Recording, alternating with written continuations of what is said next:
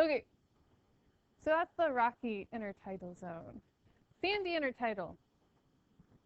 Um, the sandy intertidal is a very different habitat from the rocky intertidal. One of the main differences that you'll see is that in the sandy intertidal, you don't see animals on the surface, right? You don't go to the beach and just see like these zones of animals.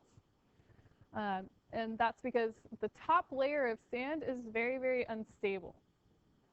So, and you can probably tell that, it's pretty obvious if you like stand in the water like we were talking about, and sand moves as you just stand there, right? So the sand is very unstable at the surface, and there's nothing to attach to. So you don't really find animals at the surface. Whereas in the rocky intertidal zone, it's kind of hard to dig into rock. So animals attach to a surface, so you see them on the surface. Okay? So the top layer is very unstable in the sandy intertidal.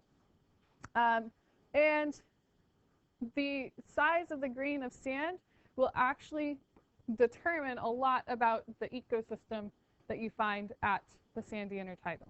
So, and that the size of the grain of sand can also tell you a lot about the wave activity on that beach.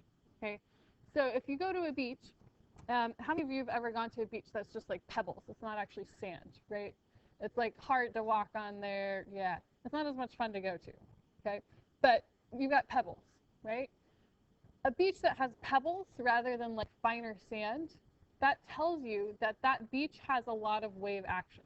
So what happens is as the waves crash, okay, there's lots of like turbulence and stuff, and so the only thing that has time to like settle out of the water as it like crashes and then recedes would be like the larger things, like the pebbles, okay? So if that was being carried by the water, those are the only things that would have time to settle out. All of the like finer pieces of sand that it would be carrying, because there's so much wave action, those don't have time to like trickle down to the bottom. Okay, so those beaches that have the big rocks, more wave action. Okay, when you have big rocks, okay, when the tide goes out, they're like those big rocks don't really hold water very well, right? It just kind of like trickles through, goes away. Okay, so those beaches are very hard for things to live in. A, because when the waves crash, they move the pebbles and you're likely to get crushed. And then B, they don't hold on to water very well, so it's hard for animals to live there. Does that make sense? Okay, if you go to a beach where there's like sand, like Zuma, okay, or something like that, that tells you that the wave action there is less. Okay, so more of the sand has had time to settle out, okay, because there's less wave action, and so more of those things can settle out. If you have a beach that has finer particles of sand, that means that water doesn't trickle through as well. Some of the water gets caught from the capillary action, oh dear, from last semester, of water, and it holds on to water better. And so A, they're not going to get crushed between rocks. B, there's water that gets held onto in the sand, and so things can live there and survive there all the time. Yes, makes sense? Okay. So here's some pictures to help you see. It's hard to see on here, but rocky, sandy, intertidal, and then like Ventura, right? Okay, so you actually have zonation in sandy beaches as well, believe it or not. And that zonation is going to be determined by the strength of the waves. You have two kinds of zonation. You have horizontal zonation and you have vertical zonation. Horizontal zonation is like this.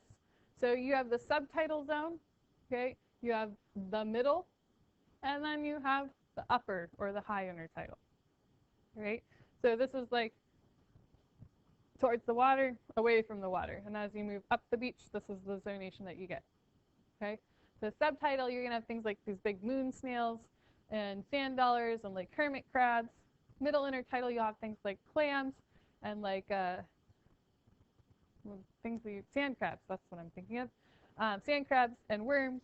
And higher, you're gonna have like other types of isopods, like the little like fleas and stuff like that that jump around, okay? So that's your zonation. So if you're digging and you can find sand crabs, you're probably in the middle intertidal zone of the sandy beach. In that middle beach, you actually have vertical zones as well. So vertical zones. That very top layer, like we talked about, very unstable. You're not going to find too much in it. And that top layer of sand we call the drier drying sand. So how many of you have ever been to the beach and you're like, I'm going to dig a hole, right? And so you start digging your hole, and at first, you know, it's like you're digging through dry sand, right? Or it's not really wet, okay? So that top layer that you're going through is the drier drying sand zone. After you dig down a little bit, you may get to damp sand, right? So damp sand is our moisture retention zone, okay? That's our damp sand. You're going to find all sorts of like crustaceans, like isopods and stuff like that in your damp sand zone. If you keep going, okay, you're going to get to wet sand, right? Keep digging. That wet sand is the water retention zone. Okay, you're going to have things like worms and stuff that can live in there. You keep going. How many of you have ever gotten to the point where now there's like liquid water at the bottom of your hole? Okay, yeah, and you're like, it's now impossible for me to dig any deeper because it just collapses back in on itself, and it's super frustrating, right? I always wanted to dig to China. The water saturation, that's the water saturation zone. Okay, that's the deepest part. That's where you get liquid water that remains all the time. Okay, so that's where you're going to find like worms and also clams and stuff like that. All right, does that make sense? Okay, so you have the horizontal and the vertical zonation of the sandy intertidal zone. Okay, we're going to stop there.